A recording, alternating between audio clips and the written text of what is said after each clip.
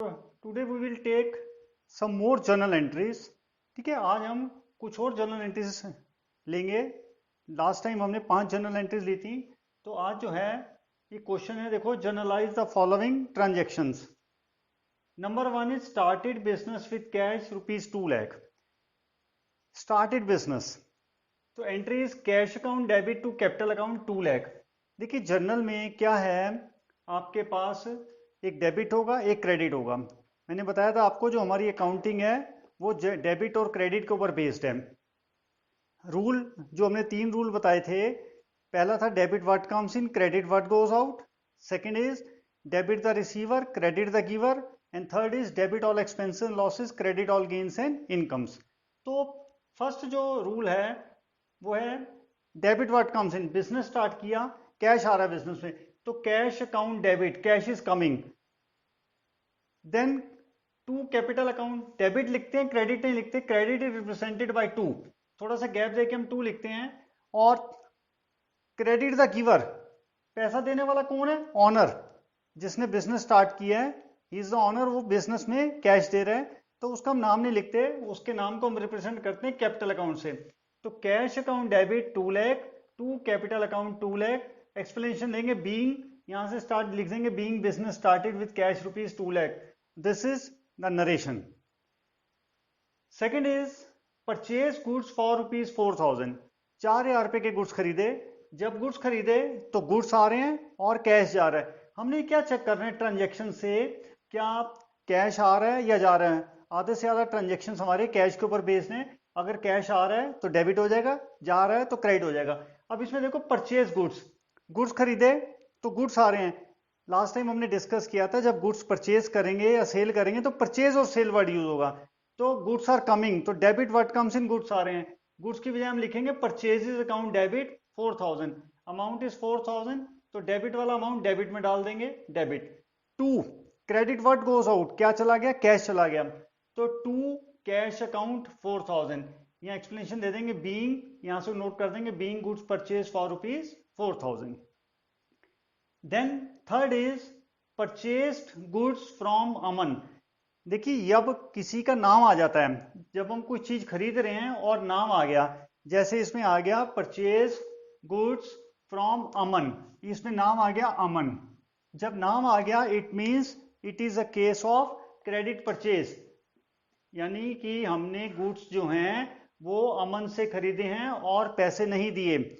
तो सेकंड, ये इसमें देखिए सेकंड वाली में था परचेज गुड्स, यहां हमने गुड्स खरीदे लेकिन इसमें नाम नहीं था, इसमें पैसा बाहर जा रहा है और गुड्स आ रहे हैं। थर्ड वाले में परचेज गुड्स फ्रॉम अमन, इसमें कैश नहीं जा रहा लेकिन गुड्स आ रहे हैं। दोनों ही केसेस में, सेकंड में भी और थर्ड में भी, we are purchasing goods, goods खरीद रहे हैं। तो परचेज अकाउंट डेबिट जैसे हमने सेकंड में किया था 4,000, ऐसे ही थर्ड में करेंगे परचेज अकाउंट डेबिट 6,000। गुड्स आ रहे हैं, debit what comes in, goods आ रहे हैं, तो परचेजेस अकाउंट डेबिट। टू जो सेकंड वाला था उसमें पैसा चला गया था, तो to cash account credit what goes out. लेकिन थर्ड वाले में नाम आ गया, नेम इंडिकेट्स क्रेडिट परचेज, तो गुड्स हमने क्रेडिट पे खरीदे हैं, तो इसमें रूल लग जाएगा क्रेडिट द गिवर। देने वाला कौन है? अमन, तो टू अमन। अमन जो है वो पर्सनल अकाउंट है, पर्सनल अकाउंट है, इसलिए पर्सनल अकाउंट के साथ हमने अकाउंट नहीं लगाना है। ये पर्सनल अकाउंट होते हैं उसके साथ हमने अकाउंट नहीं लगाना है, तो टू अमन लिखेंगे 6,000। सेकंड और थर्ड में क्या फर्क है? सेकंड वाले में भी गुड्स आ रहे हैं, थर्ड वाले में भी आ रहे हैं। सेकंड में आ रहे हैं परचेजेस अकाउंट डेबिट, थर्ड वाले में भी परचेजेस अकाउंट डेबिट। सेकंड में कैश खरीदा तो टू कैश अकाउंट, थर्ड वाले में उधार खरीदे हैं, क्रेडिट पे परचेज किए हैं, तो कैश नहीं जा रहा बाहर, इसलिए टू कैश नहीं लिखेंगे। यहाँ क्या लिखेंगे? To Aman, credit the giver, हमें देने वाला कौन है? अमन, इसलिए हम उसका नाम लिखेंगे to Aman. Fourth is sold goods for cash to Naman. अब देखिए गुड्स बेचे हमने नमन को और पैसे मिल गए, जब कैश भी दिया होगा और नाम भी दिया होगा तो नाम की कोई इंपॉर्टेंस नहीं होगी। जैसे इसमें लिखा है sold goods for cash to Naman, now there is no importance of name. जब कैश आ गया तो नाम की कोई इंपॉर्टेंस नहीं होगी, गुड्स बेचा तो पैसे आए, तो cash is coming, cash account debit 8,000। जब गुड्स बेचेंगे कैश आएगा, तो यहां हम लिखेंगे कैश अकाउंट डेबिट, डेबिट वाले में लिखेंगे 8,000। टू अब गुड्स बेचे हैं तो गुड्स बाहर जा रहे हैं, गुड्स जा रहे हैं, credit what goes out, goods, तो उसकी जगह हम क्या वर्ड यूज करते हैं, सेल्स। टू सेल्स अकाउंट 8000, ये डेबिट वाला अमाउंट था, डेबिट में डाल दिया, ये क्रेडिट वाला क्रेडिट में डाल दिया, डेबिट एंड क्रेडिट। अब cash account debit to sales account, cash आ रहा है और गुड्स जा रहे हैं, credit what goes out, goods जा रहे हैं। Next is fifth, sold goods to Sahil on credit. अब इसमें नाम आ गया और लिखा हुआ है क्रेडिट पे, अगर ऑन क्रेडिट ना भी लिखा होता तो भी क्रेडिट होता। जैसे लिखा होता sold goods to Sahil ₹10,000, on credit लिख के ज्यादा क्लियर कर दिया। अगर ऑन क्रेडिट ना भी लिखा होता तो इसका मतलब ये क्रेडिट पर ही नाम आ गया। तो क्रेडिट पर बेचे हैं, इसका मतलब कैश नहीं आ रहा, उधार बेचे हैं तो कैश नहीं आ रहा, रूल लगेगा डेबिट द रिसीवर। रिसीव कौन कर रहा है, sold goods to Sahil, receiver कौन है, साहिल, तो यहां लिखेंगे साहिल डेबिट। और उधार बेचे हैं, गुड्स चले गए, जब गुड्स चले जाएंगे तो to sales account, credit what goes out, goods चले गए, गुड्स लिखने की बजाय हम लिखेंगे टू सेल्स अकाउंट। अब देखिए जो ट्रांजेक्शन आपका फोर्थ है और फिफ्थ है, दोनों में हम डिफरेंस देख लेते हैं। फोर्थ वाले में नाम दिया हुआ है लेकिन कैश भी दिया हुआ है, इसका मतलब नाम की कोई इंपॉर्टेंस नहीं है, तो वहां पर कैश आ रहा है, सोल्ड गुड्स फॉर कैश, तो कैश इज कमिंग, तो cash account debit, goods are going out to sales account, cash account debit to sales account. Next वाले में क्या है कि नाम आ गया है लेकिन कैश नहीं है, ये उधार बेचा है, तो डेबिट द रिसीवर का रूल लगेगा, डेबिट द रिसीवर, रिसीवर कौन है, साहिल, साहिल डेबिट। अब फोर्थ हो या फिफ्थ हो, दोनों में गुड्स बाहर जा रहे हैं, तो टू सेल्स अकाउंट, जब गुड्स खरीदते हैं तो परचेज डेबिट करते हैं, बेचते हैं तो सेल्स क्रेडिट करते हैं। Next is six one, cash received from Sahil ₹6,000। अब हमने साहिल से 6,000 रुपए लिए, साहिल कौन है देखिए, पांचवें ट्रांजेक्शन में साहिल है, उसको हमने गुड्स बेचे थे 10,000 के, और बाद में उससे कुछ दिनों के बाद उसने हमें 6,000 दे दिए। जब उसने 6,000 दे दिए तो कैश इज कमिंग, तो debit what comes in, cash आ रहा है, तो कैश अकाउंट डेबिट, क्योंकि हमारा कैश आ रहा है तो हम क्या लिखेंगे, कैश अकाउंट डेबिट 6,000।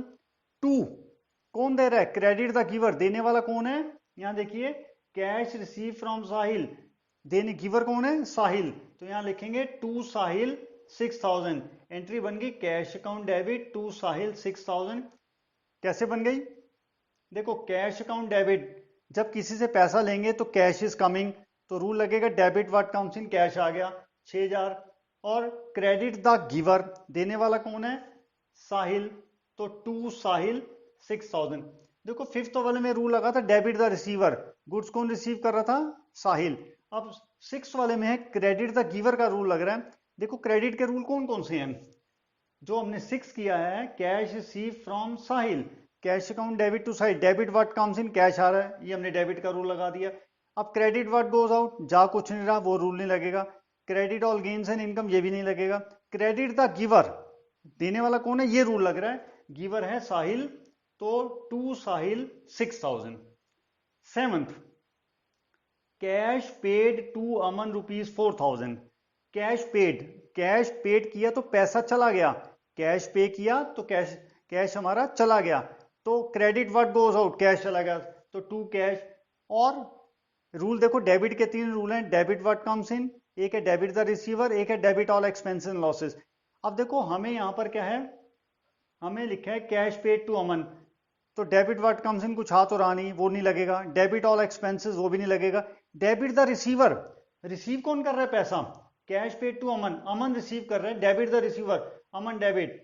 अब जैसे हम कैश के साथ अकाउंट लिख रहे हैं, सेल्स के साथ लिख रहे हैं, कैपिटल के साथ लिख रहे हैं, नाम के साथ अकाउंट नहीं लिखना है आपने। अगर मान लीजिए आपको अकाउंट लिखना है नाम के साथ तो ऐसे लिखेंगे, Aman's account, A C represent A oblique C, इसका मतलब अकाउंट। तो अगर आपने, या तो आप पूरा एज इट इज लिख दो अमन, उसके साथ कुछ मत लिखो, टू अमन, और अगर अकाउंट लगाना है तो लिखना पड़ेगा टू, ये यहां लिखना पड़ेगा अमन्स अकाउंट, अमन के बाद अपॉस्ट्रोफी एस, या तो आप इसको अपॉस्ट्रोफी एस डाल के फिर अकाउंट लिखेंगे, या आप लिखेंगे नहीं, खाली नाम लिख देंगे अमन, क्योंकि पर्सनल अकाउंट है। तो डेबिट द रिसीवर, अब रिसीव कौन कर रहा है, रिसीव करने वाला है अमन, ये हो गया Aman, Aman debit to cash, cash is going, क्योंकि देखो यहां देखिए थर्ड वाले में हमने गुड्स खरीदे थे अमन से, हमने उसको 6000 देना है। थर्ड वाले में क्या था, परचेज गुड्स फ्रॉम अमन, अमन से खरीदे तो हमने उसको 6000 देने थे, हमने उसको 6000 देने थे। और सेवंथ में उसने बोला कि हमने उसको 4000 दे दिए, तो Aman debit to cash, debit the receiver और क्रेडिट व्हाट गोज आउट और being cash paid to Aman. This is transaction number 7। Now transaction number 8, paid salaries rupees 8000। अब देखिए आप सैलरीज दे रहे हैं तो पैसा आ रहा है कि जा रहा है, पहले ये चेक करेंगे।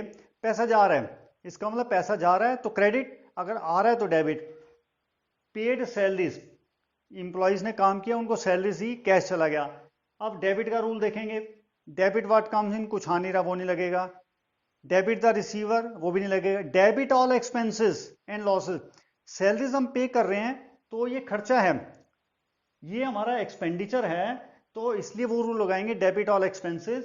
तो सैलरीज अकाउंट डेबिट, अमाउंट है 8000, salaries account debit, debit all expenses का रूल लग गया। और क्रेडिट का कौन सा लग गया, credit what goes out, cash बाहर चला गया, टू कैश अकाउंट 8000, एंट्रीज बन गई, एंट्री बन गई salaries account debit to cash account 8000 being salaries paid. क्या करना है, आप पहले चेक कर लो जो ट्रांजेक्शन है, मैक्सिमम ट्रांजेक्शन कैश के होते हैं, कि पैसा आ रहा है या जा रहा है। पेड है तो जा रहा है, रिसीव्ड है तो आ रहा है। जैसे देखिए 6 वाले में है कैश रिसीव्ड, यानी पैसा आ रहा है तो डेबिट हो जाएगा। और यहाँ 7th में है कैश पेड, पेड किया तो कैश जा रहा है तो क्रेडिट हो जाएगा। 8th वाले में सैलरीज पेड, पेड है तो पैसा चला जाएगा, क्रेडिट हो जाएगा टू कैश। फिर आपको रह जाएगा एक साइड आपकी चेक होगी, दूसरी रह जाएगी, उसको चेक कर लेंगे रूल लगा के। सैलरीज हम पे कर रहे हैं तो डेबिट ऑल एक्सपेंसेस का रूल लगेगा, वो हमने यहां लगा दिया। डेबिट ऑल एक्सपेंसेस में सैलरीज अकाउंट, सैलरीज का वेजिस हो सकता है, प्रिंटिंग हो सकता है, लीगल एक्सपेंसेस हो सकता है, पोस्टेज हो सकते हैं, और कोई भी एक्सपेंस या लॉस हो सकता है, वो हमने वहां लिख देना है। Salaries account debit 8000 to cash account 8000 being salaries paid. Now 9th, deposited into bank. अब देखो बैंक में हमने जमा कराए हैं 90,000, 90,000 हमने बैंक में जमा कराए। जब हम अपने ऑफिस से किसी इंप्लॉय को बोलेंगे जमा कराने के लिए बैंक में, तो पैसा चला जाएगा, ऑफिस से चला जाएगा। हम बिजनेस के पॉइंट ऑफ व्यू से चल रहे हैं, बिजनेस से कैश चला जाएगा, तो credit what goes out, cash चला गया। और कहां चला गया, बैंक में, बैंक भी हमारी एसेट है, बैंक हमारी एसेट है, बढ़ रही है।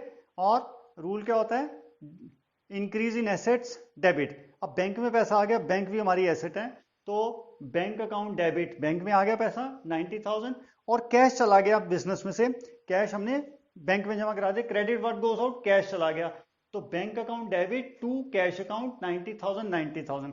मान लीजिए आप बिजनेस में, आपकी पॉकेट में 90,000 रुपीज हैं या 1 लाख है, आपने उसमें से 90,000 बैंक में जमा करा दिया, तो आपकी पॉकेट में रह गए 10,000, यानी कैश कम हो गया। क्रेडिट व्हाट गोज आउट, तो credit what goes out, cash चला गया, और कहां चला गया, बैंक में, बैंक भी हमारी एसेट है, तो बैंक अकाउंट डेबिट 90,000, एंट्री बन गई bank account debit to cash account 90,000 और being cash deposited into bank rupees 90,000। Then 10th, purchased furniture for rupees 10,000 and payment made by cheque. अब इसमें हमने क्या किया, फर्नीचर खरीदा है। देखो मशीन, जब गुड्स खरीदते हैं या बेचते हैं तो परचेज और सेल वर्ड यूज करते हैं। जब मशीन खरीदेंगे तो मशीन वर्ड यूज करेंगे, फर्नीचर खरीदेंगे तो फर्नीचर वर्ड यूज करेंगे, व्हीकल खरीदेंगे तो व्हीकल वर्ड यूज करेंगे।